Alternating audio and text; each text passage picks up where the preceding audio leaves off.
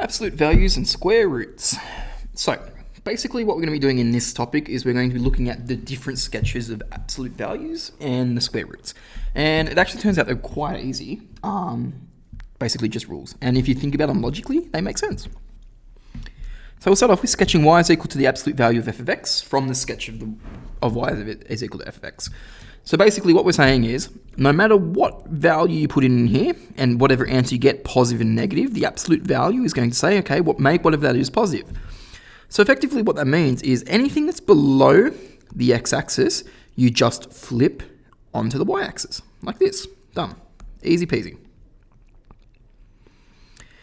Okay, now sketching the absolute value of y of f of the absolute value of x.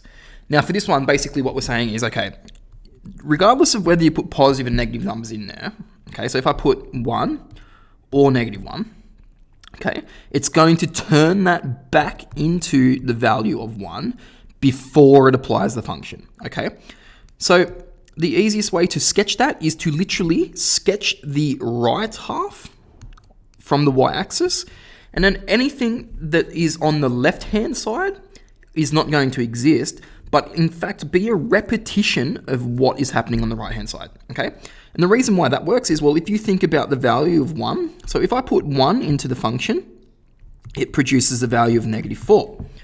Okay, so 1 goes to negative 4. Now, typically, if I put negative 1 into a function, it would give me something different, and in this case, it would give me 0. But because the absolute value changes negative 1 to 1 before it does anything, okay, so negative 1 changes to 1 before it does anything. It's basically saying, what does 1 go to? And we already know what that is. It's minus 4. Okay? So basically, that repetition is what happens when you put that absolute value in. So basically, when you do that, you just get the repetition. So that's that same value as this one here. Okay, so 3 would also be negative 3 too, because if I put 3 in, that's the same as putting negative 3 in. Okay, the absolute value of negative 3 is 3, and then you apply the function. Okay, so it's basically just a repetition. So it's a reflection on the y-axis, whereas the other one was a reflection or reflective of the x.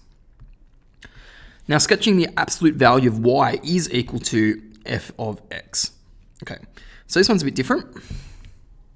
So what we're going to do is we're going to move everything from the bottom, just like we did before, because we don't want anything that's negative in this case. Okay, so regardless if it's positive or negative, okay, we can't get a negative. So that's like saying, the absolute value of, x is equal to negative 5. Okay, what value can I put in here to get me negative 5? Well, the answer is you can't, because no matter what number you put in there, it turns it into positive.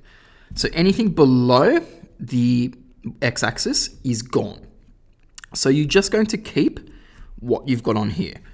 Now, the cool thing about this is, so when you do have your positive value, so remember, so if we have the absolute value of x is equal to 5, so x could be equal to 5, or x is equal to negative 5.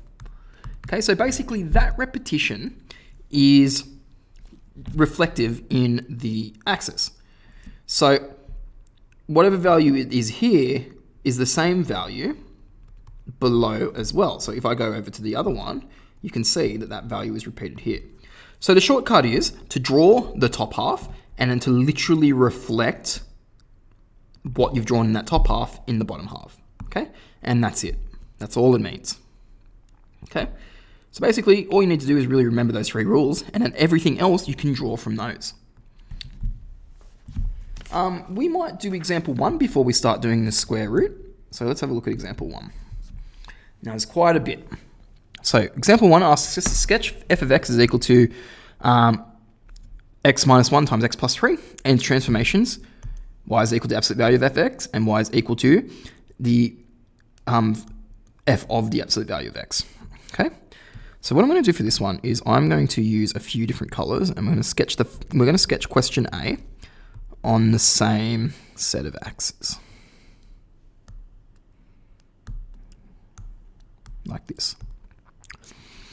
Okay, x minus 1, x plus 3, so I know that that means that x minus 1, so x must go through, x must go through 1, and x minus 3 means that I know that x must also go through negative 3, okay, to make that true, make that equal to 0.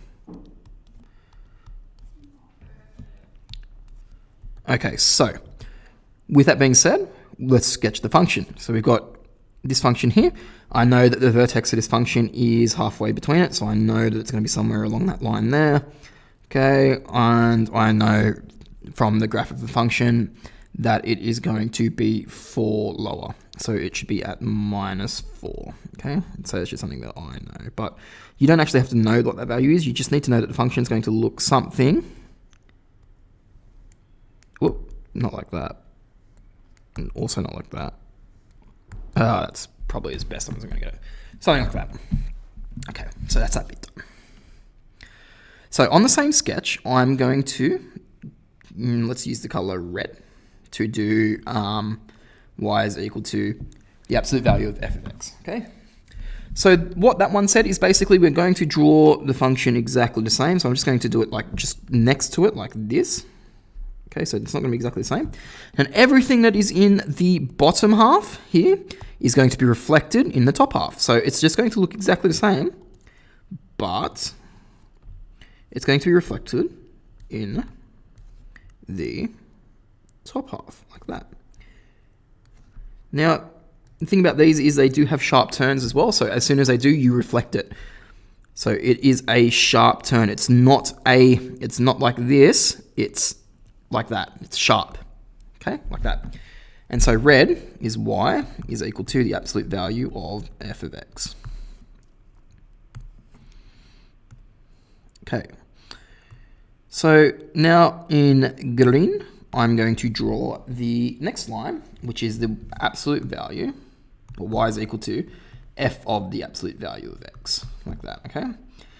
So going back to our rules before, what we're going to do is we're going to draw the right half, and then we're going to reflect that on the y-axis.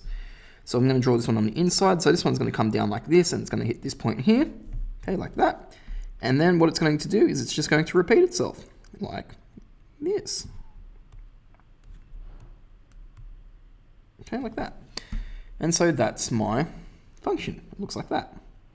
And that is y is equal to f of the absolute value of x, like that. Okay? So you get to this point here, and then it just reflects itself, so it looks exactly the same both ways. Okay?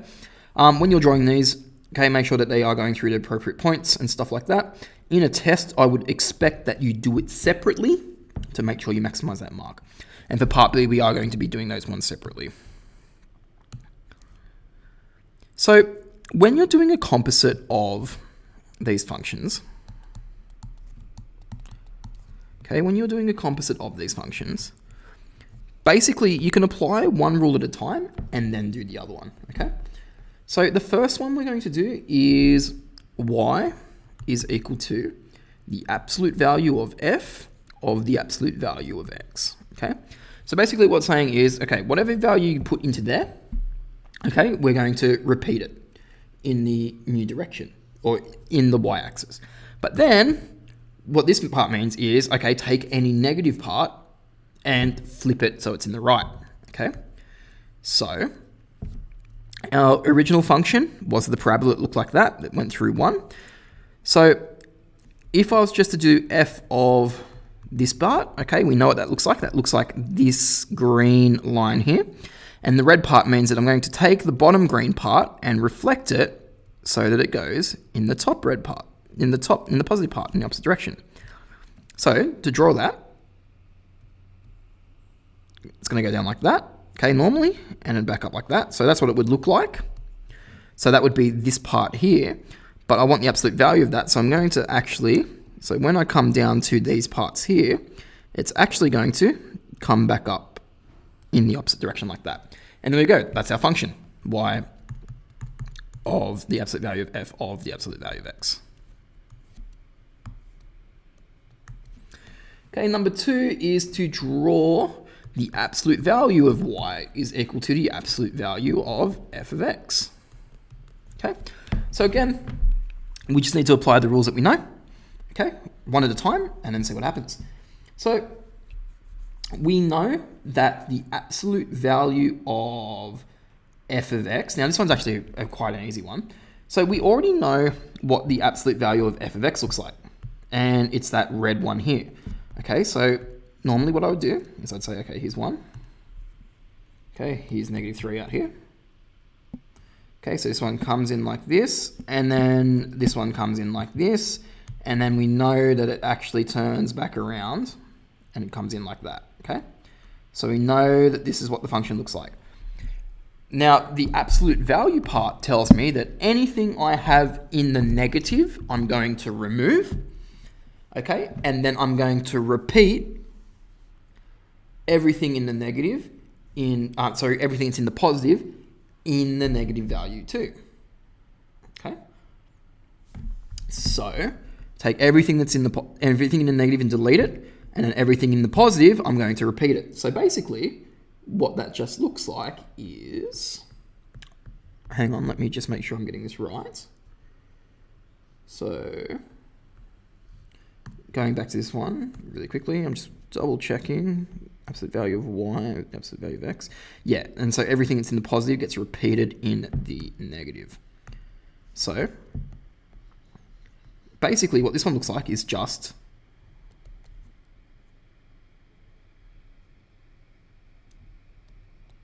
that. And there's my function. The absolute value of y is equal to the absolute value of f of x.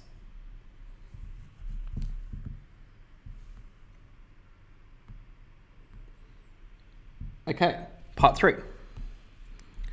Part 3 is to draw y, absolute value of y is equal to f of the absolute value of x, okay? So again, I'm only going to start off with one part, okay, which is the absolute value of, the y is equal to the absolute value of f of x. So I'm just going to do y is equal to the f of the absolute value of x like this. I'm going to do split first, and then I'm going to apply the absolute value. So this part here, if this is 1 and this is negative 3, looks like, so going back up to this one, it just looks like the red one? The red one? No, the green one. Okay, so it goes down like this, like that, and then back up like that through negative 1. Okay, so negative 3 should actually be like here. Okay, so it goes through like that. But the absolute value part actually tells me to take the negative bit, remove it, okay, and then I'm going to reflect what I've got in the positive into the negative. Oh dear. So this one's actually going to come down like this, okay? Oh, this one should be like that. And that one should be like, no, it was right the first time, so like that. And like that. Okay, so that is what that one looks like. Okay, so it goes down like that. And last but not least, we've got the fourth one.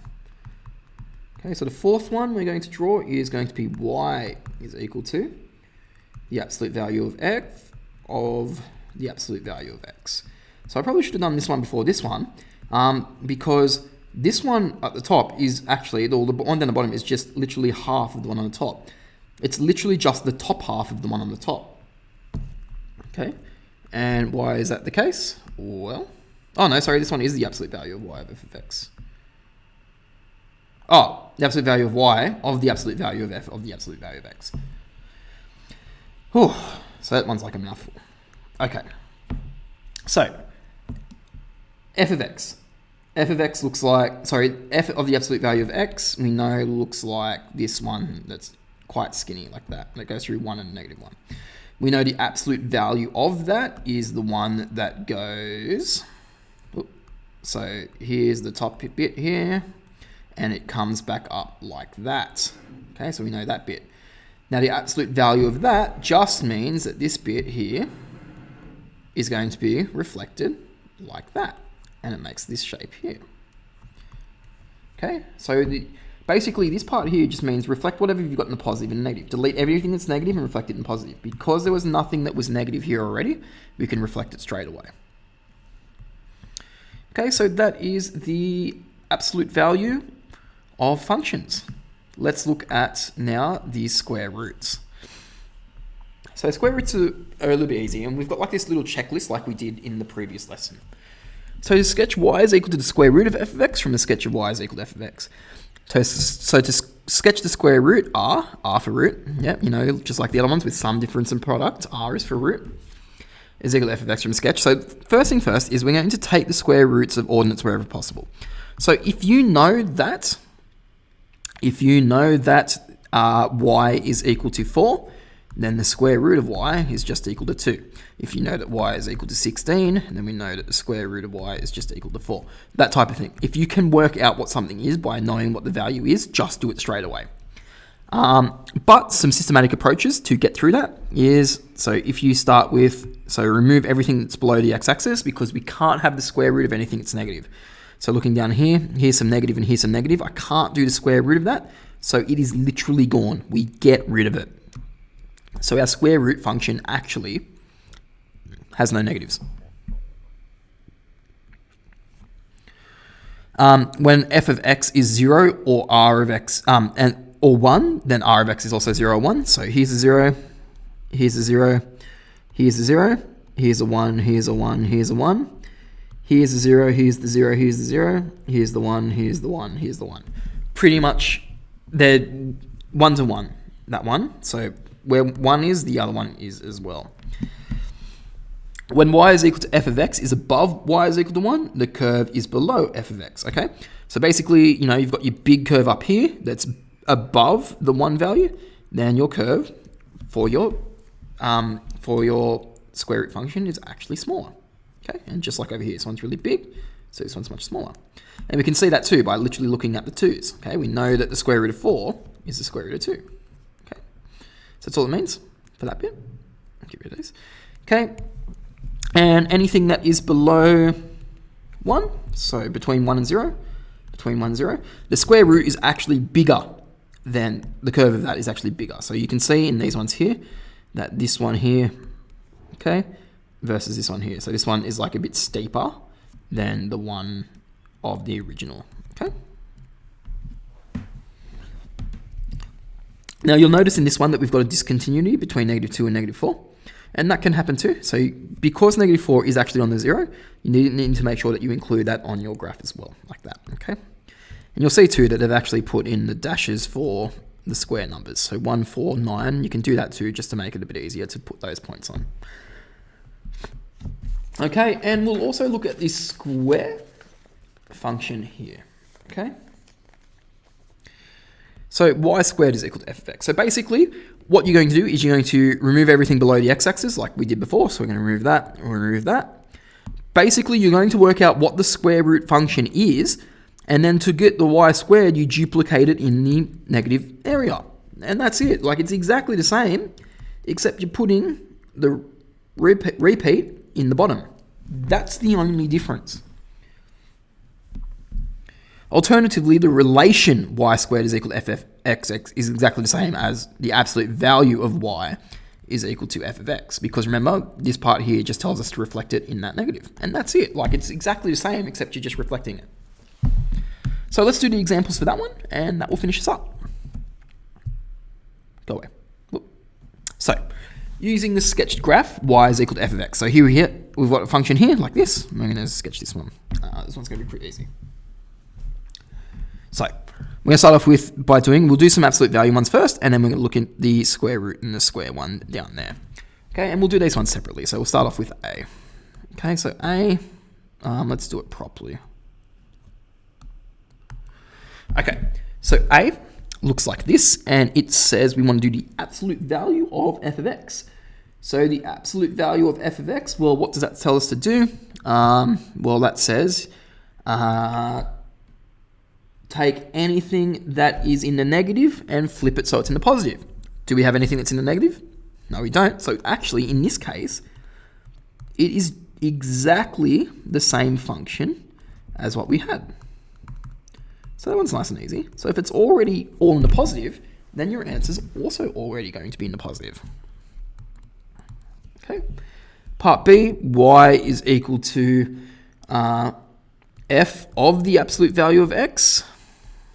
Okay, this one's going to be a bit different. So let's draw this one up.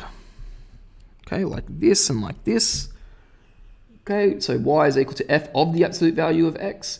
Okay, so basically this is the one where we reflect it in the y-axis. Okay, so if I've got 1 here and I've got 1 here, okay, my function looks like this, okay, but what the absolute value inside tells me to do is to draw that bit, but then reflect it that way like that.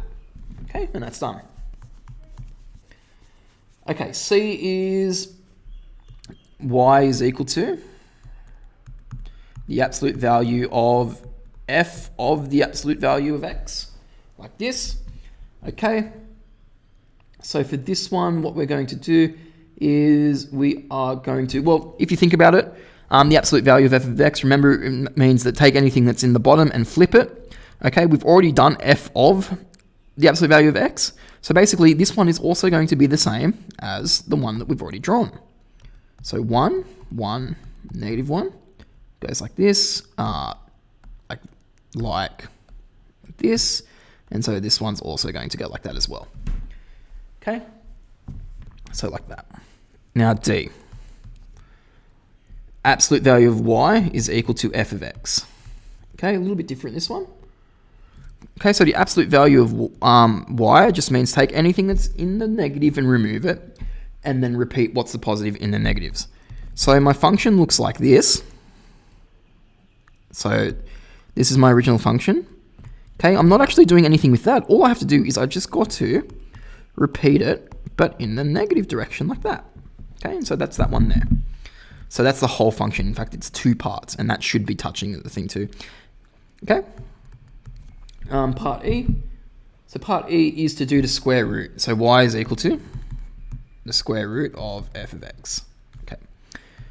So I'm going to go back up to the top just to pick out a few key points. Okay. So back up to this one. So I know a few key points are the 1, okay, and the 4. So I know it's 4 when we are at 3, and I know it's 4 when we are at negative 1. Okay, so I know that means that at negative 1, it is 2. Oh, and we've got the 0 point here. So I know the 0 is also at 1. So here's 1.